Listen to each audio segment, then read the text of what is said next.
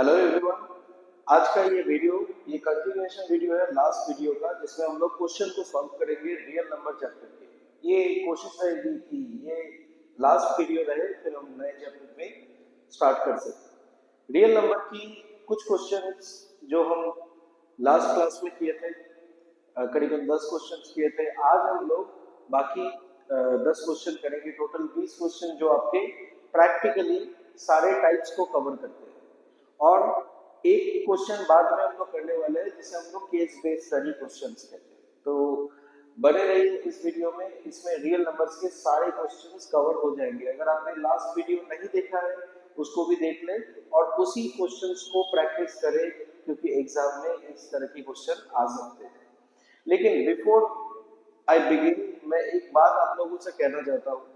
जैसे real number chapter ये 2021 से एक ट्रेंड आई है, जो रियल नंबर के दो पार्ट से, दो टॉपिक से ये लोग क्वेश्चन सबसे ज्यादा करते हैं। अब ये रियल नंबर चैप्टर के दो पार्ट है। एक है एचसीएफ एलसीएम कॉन्फ़िगरेशन, जो बेसिक अरिथमेटिक होती है, और दूसरा है इरेशनलिटी प्रूविंग।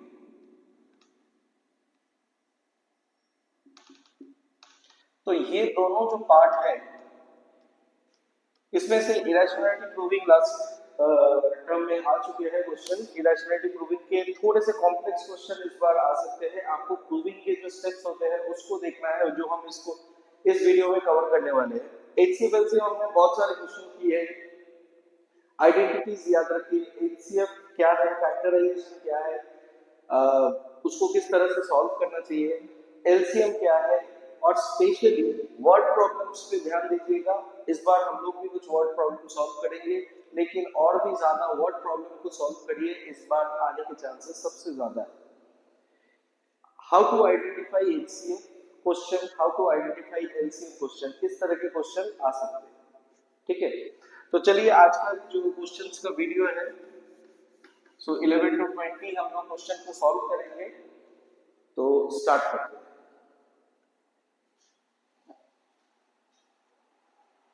तो क्वेश्चन आपके सामने है, ये 11th number question. Find the HCF and LCM of 96 and 404 using prime factorization and verify HCF into LCM is product of two numbers। तो आपको स्क्रीन पे दिख रहा होगा, आप खुद से ट्राई करिए, उसके बाद ये सॉल्यूशन को देखिए। ध्यान से देखिए सॉल्यूशन क्या होगा। पहले हमें फैक्टर्स निकालने हैं 96 और 404 के। तो 96 के फैक्टर्स अगर हम करते हैं 248, 224, 212, 26, 23, 31। सो 96 के हुए 2 to the power 1 2 3 4 5 into 3 into 1, और 404 के होंगे 2 202 2 101, और कुछ नहीं होने वाला। तो ये 101 1 4। तो 404 के होंगे 2 स्क्वायर इंटू 101 इंटू 1। तो बेसिकली एचसीएफ होगा मिनिमम, दोनों में कॉमन जो है वो है 2 स्क्वायर, दैट इज 4, और एलसीएम जो होगा वो है 2 to the power 5, 3 to the power 1 into 101 into 1। तो ये होगा 2 to the power 5 is 32, 32 into 3 into 101। तो 32 into 3 होता है 696 into 101। सो 101 ये हम लोग आइडेंटिटी से कर सकते हैं। Either you can break this in 96 into 100 plus 1, इस तरह से भी कर सकते हैं, और डायरेक्टली आप मल्टीप्लाई कर सकते हैं। ये होगा आपका 9696। और अब हमें ये मेरी राइट साइड लेफ्ट साइड हम लोग निकाल रहे हैं, that is HCF into LCM. तो HCF into LCM means 4 into 9696, So it will be 6 4 24 2 9 4 36 36 37 38 3 6 4 24 27 2 9 4 36 37 38। तो ये हमारा आंसर हुआ 38784। अब हमें देखना है कि product of this two number is same और नॉट। तो product of the two number is 96 into 404। ये अगर सेम हुआ तो हमारी क्वेश्चन वेरीफाई कर देंगे। सो 96 404 इसको यहाँ पे मल्टीप्लाई आप कर सकते हैं 404 इंटू 96। तो ये होगा 6424 6424 9436 9436। ये होगा 468783। So 38784, hence verification proved। So इस तरह से आप क्वेश्चन को कर सकते हैं, स्टेप बाय स्टेप करिए, इतनी हड़बड़ी नहीं करनी है। एग्जाम में पैनिक ज्यादा होते हैं तो हड़बड़ करते हैं तो गलती करते हैं। इस तरह के क्वेश्चन आते हैं और इसको आप प्रैक्टिस करिए और आप बिल्कुल एग्जाम में भी अच्छे से कर पाएंगे। चलिए अगले क्वेश्चन पे आते हैं। ये रहा आपका दूसरा सवाल आज का, ये 12th number question. Find the smallest number that exactly divisible by both 644 and 462। तो मैंने आपको एकदम फर्स्ट वीडियो में कहा था मल्टीपल्स का मतलब क्या होता है। मल्टीपल्स का मतलब जो नंबर दो नंबर या उससे ज्यादा नंबर को डिवाइड कर सके तो हम लोग मल्टीपल्स किसमें सुनते हैं, एलसीएम में, लोएस्ट कॉमन मल्टीपल।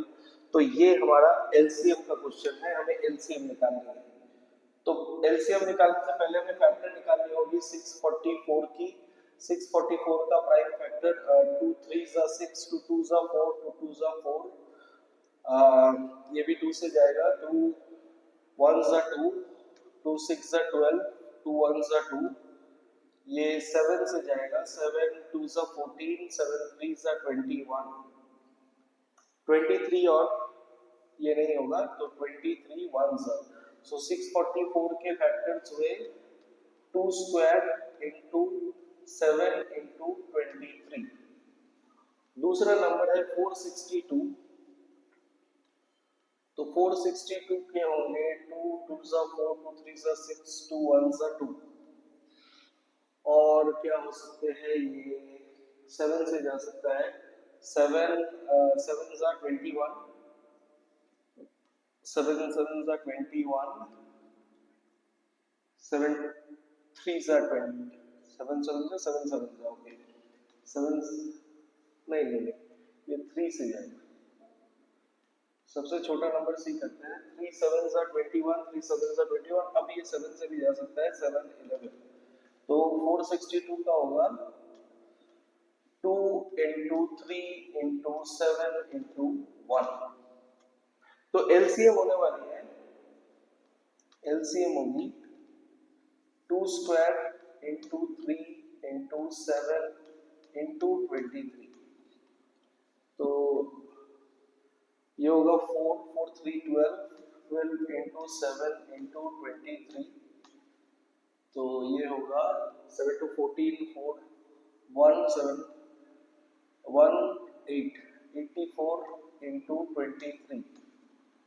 इसको आप ऐसे कर सकते हैं 84 डायरेक्टली कर दीजिए, बच्चों जैसे करते हैं वैसे ही करते हैं। 4 3 12 2 1 8 3 4 3 12 1 4 2 8 8 3 is 24 24 and 6 is 30 sorry 4 2 is 8 8 3 is 24 24, that is 32 33 3 3 16 17 18 19 1932। so LCM is 1932। so यही आपका आंसर। अच्छा 11 भी है, 7 8 11 मैंने ये मिस कर गया था। तो ये भी होगा यहाँ पर, ये भी होगा यहाँ पर, ये भी होगा यहाँ पर, और इसमें भी 11 मल्टीप्लाई होगी।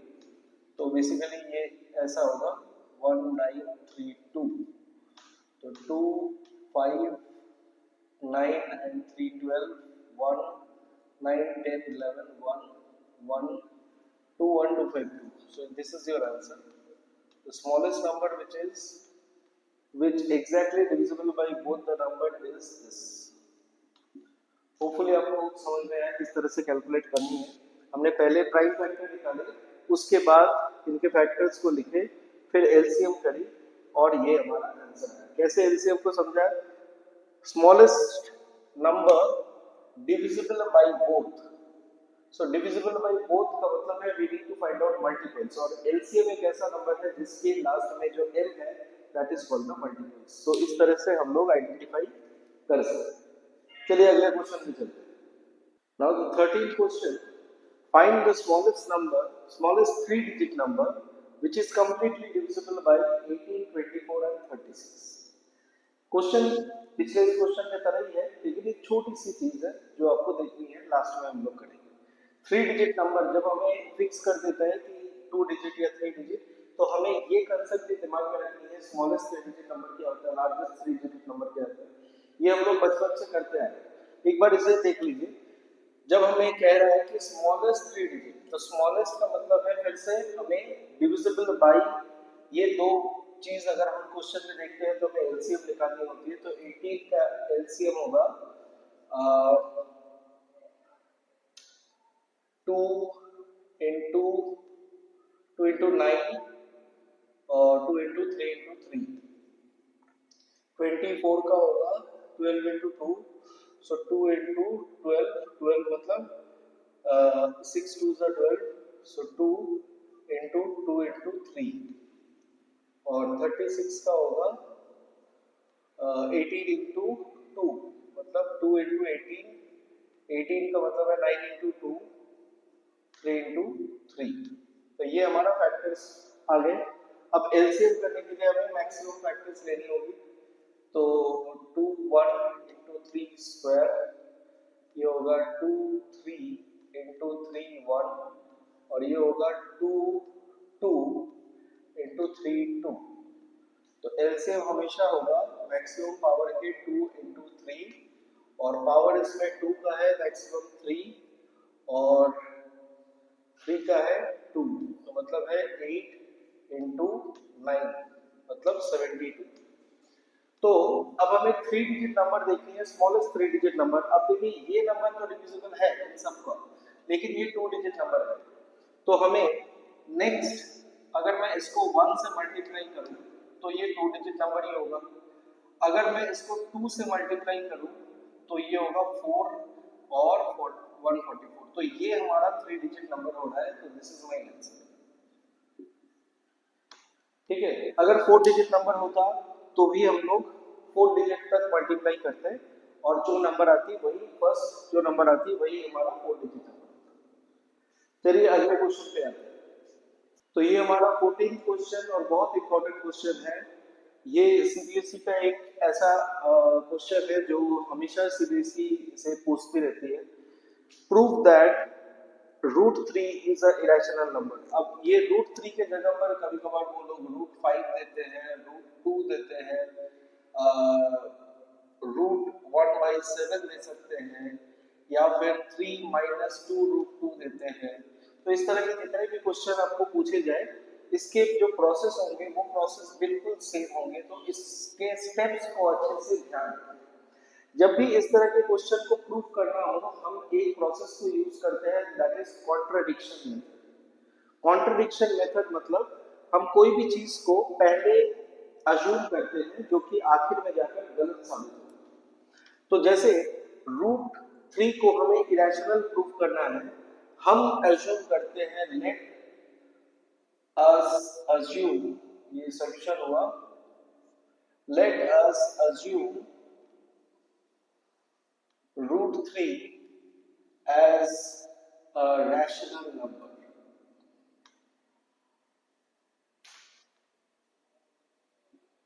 Therefore, √3 can be written as P upon Q, where P and Q are co-prime. Co-prime क्या होता है? को जिसमें कॉमन फैक्टर सिर्फ 1 होंगे, q नॉट इक्वल टू 0। ये दोनों चीज हम पहले ही एज्यूम कर लेते हैं। Now squaring both side we get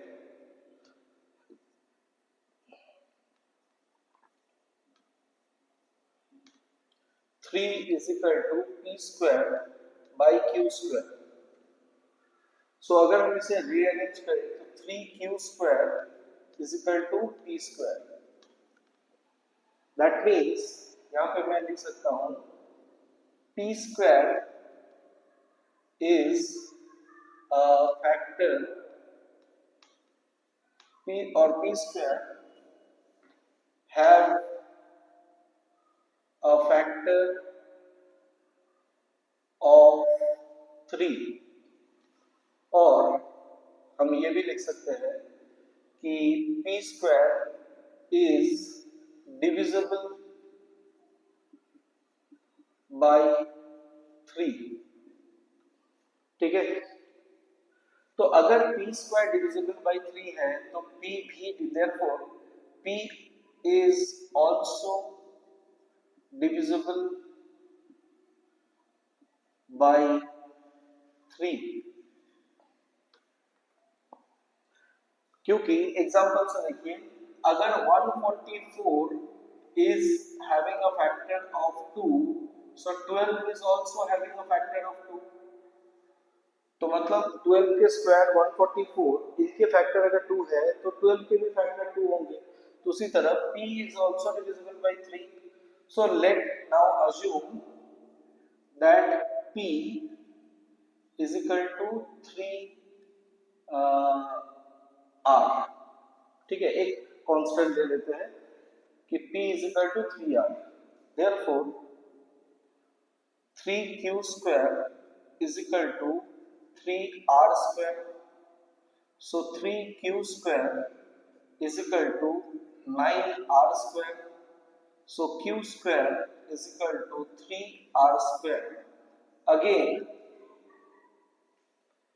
q square is divisible by 3 or have factor 3। therefore q is also having factor 3। अब यहां तक आपको करना है। अब ध्यान से देखिए, मैंने पहले क्या कहा था, p and q are the coprime, जिसका मतलब है p और q के बीच में फैक्टर से 1 होगा। लेकिन यहां पर भी p का फैक्टर 3 है, यहां पर भी q का फैक्टर 3 है। Hence contradiction.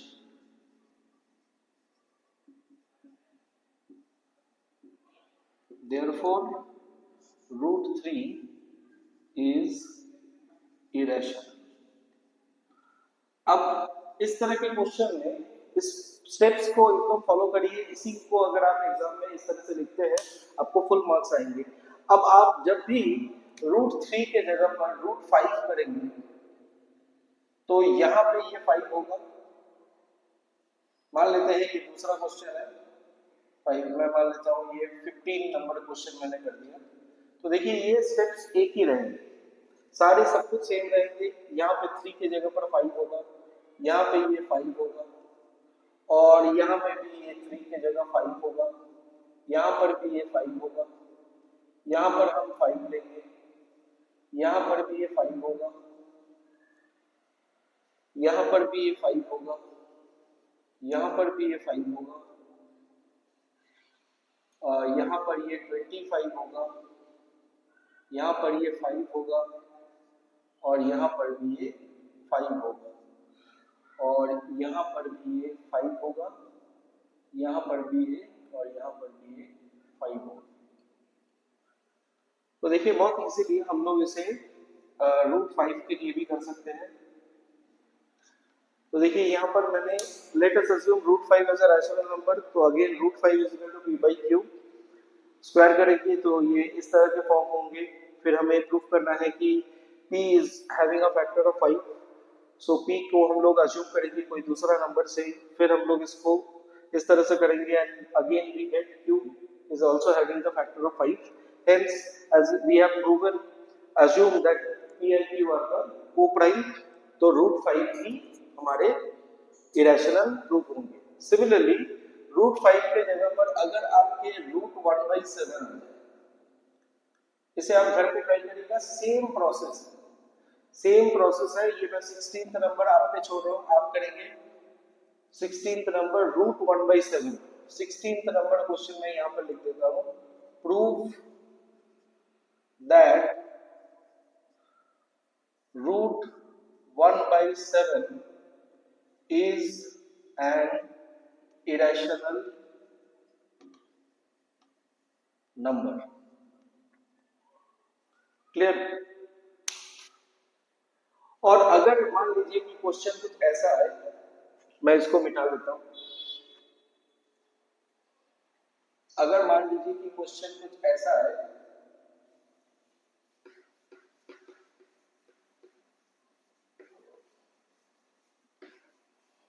ऐसे भी आजकल क्वेश्चन आ रहे हैं, इसीलिए मैं आपको वो भी बता दूं. इस तरीके के इरेशनैलिटी प्रूविंग में ऐसे क्वेश्चन भी आते हैं कि क्वेश्चन दिया गया root 3 minus 2 root 3 is irrational where root 3 is irrational. तो आपको ये पहले ही बता दिया गया. तो देखिए, अगर मान लीजिए कि रूट 3 इज इरेशनल, ये पहले ही बता दिया जाए, तो हमारा स्टेप बहुत इजी हो जाएगा. p is equal to 3 minus 2 root 3 by q. फिर हम क्या करेंगे, p minus q 3 minus is equal to 2 root 3.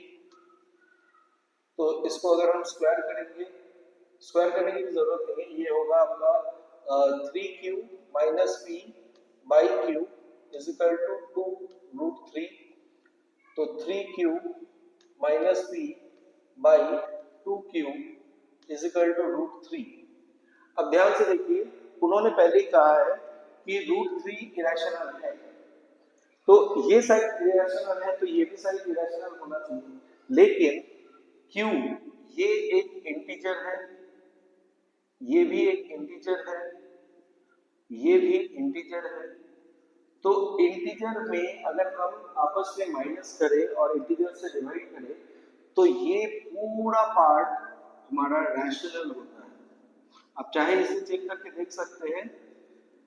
जैसे मान लीजिए 3 minus 2 by 3 अगर हम करते हैं तो कैसा होगा, 3 minus 2 1/3. तो 1/3 ये क्या है, ये इंटीजर ही तो है. तो ये रैशनल हुआ, ये रैशनल है, ये इरेशनल है. That means 3q minus p by q 2q is not equal to root 3. Hence 3 root 3 is rational. और अगर आपको ये ना दिया जाए तो थोड़ा सा लेंदी होगा, कुछ भी नहीं है, आप यहां तक करेंगे, उसके बाद रूट 3 को अलग से आप प्रूव करेंगे जैसे हमने लास्ट क्वेश्चन में किया था, और दोनों को आप मिलाकर यही लिखेंगे कि एक साइड रैशनल है, दूसरी साइड रैशनल. तो इस तरह के क्वेश्चन को भी आप कर सकते. ये मान लेते हैं कि 17th का क्वेश्चन, ठीक है. इस तरह से आप क्वेश्चन को सॉल्व कर सकते हैं. चलिए अगले क्वेश्चन पे आते हैं. आज का आखिरी सवाल है. सवाल ये है कि explain why 7 into 11 into 13 plus 13 and 7 into 6 into 5 into 4 into 3 into 2 into 1 plus 5 are composite number. तो ध्यान से देखिए, इस तरह के क्वेश्चन को, ये दो क्वेश्चन है, एक एक करके करते हैं. पार्ट 1 जिसमें दिया हुआ है 7 into 11 into 13 plus 13. तो अगर मैं 13 को कॉमन ले लूं तो ये होगा 7 into 11 plus 1. तो ये होगा 13 into 77 plus 1. So that means 13 into 77 plus 1 78. तो आप ध्यान से देखिए, 13 को आप फैक्टर में कर सकते हैं, 13 और 1. 78 को आप मल्टीपल फैक्टर्स में तोड़ सकते हैं।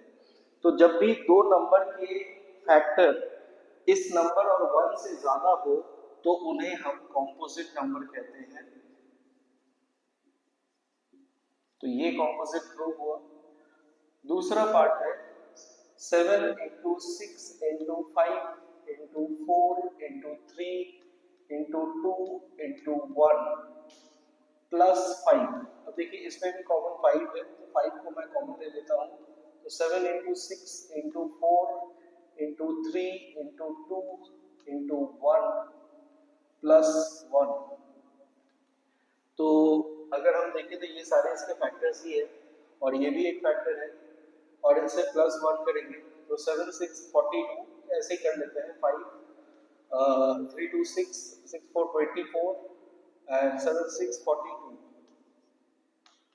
and this one is 24 4 3 12 22 24 plus 1। तो ये होगा 42 24 42 24 4 2 8 4 4 16 16 plus 4 20 0 2 4 2 8 9 10 1 0 0 8 1 0 0 8 5 into 1 0 0 8 plus 1, so it will be 5 into 5 into 1 0 0 9। तो 1009 इसके मल्टीपल फैक्टर हो सकते हैं, आप देख सकते होंगे 1009 इसके भी मल्टीपल फैक्टर्स आप फैक्टर करके देख सकते हैं। तो 5 के भी होंगे, तो hence this is also a composite number. तो this is the way you can prove इस तरह से। इसके भी मल्टीपल फैक्टर्स होंगे, इसके एक्चुअली 1 और 5 होंगे, इसके मल्टीपल फैक्टर्स होंगे। So this is the way you can prove. और आप इसको भी देखकर कर सकते हैं कि ये सारे इनके फैक्टर्स ही हैं। जैसे 6 को आप तोड़ सकते हैं, 2 को आप तोड़ सकते हैं, ये प्राइम का नंबर है, ये प्राइम नंबर है। तो 6 को आप 3 to 2 प्राइम नंबर हो जाएगा, 2 स्क्वायर प्राइम नंबर है, 7 is itself a prime number. तो इतने सारे फैक्टर, तो हम लोग कॉम्पोजिट नंबर में कहते हैं कि कोई भी नंबर का नंबर इटसेल्फ, जैसे 16 मैंने लिखा तो 16 के कितने फैक्टर होंगे, तो 2 होंगे, 4 होंगे, 8 होगा, 16 होगा, 1 होगा। सो 1 2 4 8 16 इतने सारे फैक्टर्स है, तो then this is called composite number. और अगर मुझे प्राइम नंबर निकालनी हो जैसे 13, तो 13 के 1 होंगे और 13 ही होंगे, then hence this is called a prime number. Hopefully आपको ये पसंद आया होगा। हम लोग अब अगले चैप्टर में जाएंगे जो कि linear equation, pair of linear equation है इन टू वेरिएबल्स, ये हम स्टार्ट करेंगे। और जब हम लोग की मल्टीपल चैप्टर्स कंप्लीट हो जाएगी, फिर एक वीडियो में लाऊंगा जिसमें इन सारे चैप्टर्स के सिर्फ केस स्टडी क्वेश्चन को किस तरह से सॉल्व करना है, कॉम्पिटेंसी क्वेश्चन किस तरह से सॉल्व करना है, या एचओटी क्वेश्चन जो होते हैं उसको किस तरह से सॉल्व करना है, वो हम स्टार्ट करेंगे। होपफुली आपको वीडियो अच्छा लगा होगा। मिलते हैं अगले वीडियो में। Thank you so much.